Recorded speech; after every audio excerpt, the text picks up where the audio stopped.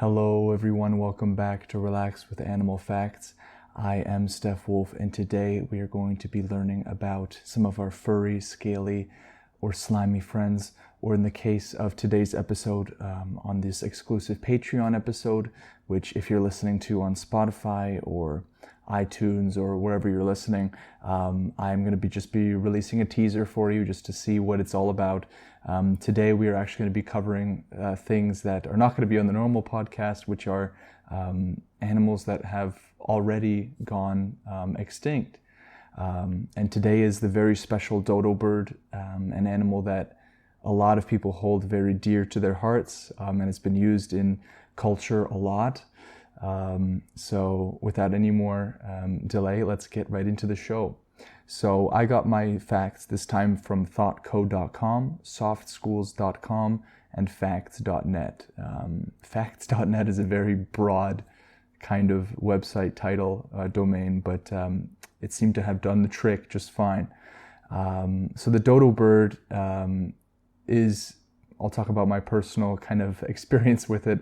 I've heard it referenced so many times. I've learned about it, I think, in school. I'm not sure whether that was elementary or high school, but I'm sure almost all of us have heard of the infamous dodo bird. So as those of you who are watching this through the Patreon, you can see that I have a quarantine haircut right now, one that I did myself. So if you're curious, that is what is going on up there. But let's just get into the dodo bird rather than Steph Wolf's hair, okay? So the dodo bird lived on the island of, hopefully I pronounce this right, Mauritius. And Mauritius was an island kind of off the, kind of close to Madagascar, of course, close being a very relative term. So this is kind of the origination story of dodo birds. So during the Pleistocene epoch, and just to give you some reference, animals such as the woolly mammoth, such as the saber-tooth cats that we all know and love. So I guess all the animals from Ice Age. So they lived during this period as well. And a flock of pigeons was very lost and ended up landing on this island, which is located 700 miles east of Madagascar. So, relatively close. Turns out that they did very well for themselves. So in terms of landing in a random spot, they chose a very good island to land on. And over hundreds of thousands of years, the beauty of evolution kind of took over. Over hundreds of thousands of years, they turned into the dodo birds that we know and love today. Those kind of 3 foot tall, about 50-pound birds, kind of chicken looking or rooster looking. Well, not exactly, but the size is there. So the last confirmed sighting of the dodo bird was actually 1662, so close to 300 years ago. So a long time ago, and the dodo bird has become kind of the hallmark animal when it comes to human involvement in animal extinction. So that is probably why they're one of the most known extinct species out there. And until humans came along, the dodo bird had no natural predators for the most part. This would include predatory reptiles, large insects, and other mammals. And the dodo bird, it was portrayed in media as such a not a very smart creature, which may be due to its naivety, I guess you could say, because it is documented that the dodo bird was such a trusting animal that they would walk up straight to their their killers in a way. And these new predators of theirs were actually Dutch settlers.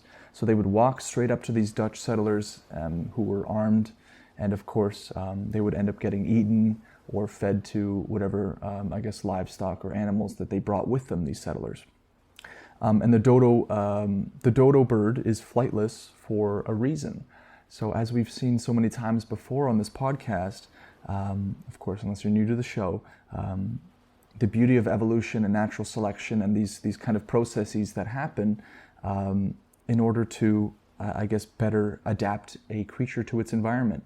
And in the case of the dodo, where they were originally pigeons, the need for flight wasn't really there anymore. They're pretty much trapped on this island 700 miles east of Madagascar, and they stayed there and they lived plentifully. There is absolutely no reason to be able to fly unless there's some other underlying factor, whether it be very crucial to their survival or not.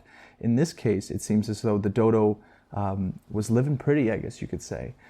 They absolutely did fine, and this is referred to as secondary flightlessness, something I've never heard before. So this is a recurrent theme in bird evolution and can be seen in animals that still exist today. So you could see that in chickens, ostriches, penguins, things like that. Some of the animals that we've covered on this podcast. We haven't covered chickens. But this whole secondary flightlessness, this has to do with adaptation and with the necessity, really. Is there a necessity for this creature to fly? If not, why have, this thing that can be very taxing energetically for them to, to fly is a very demanding process. Why have that? Why not just have that, just be able to walk around and whatnot and save energy that way?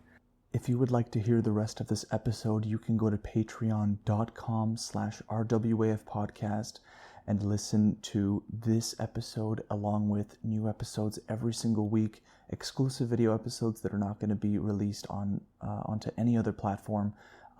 So I thank you all for your support, and I hope I will see you on the next episode with the next animal. Take care.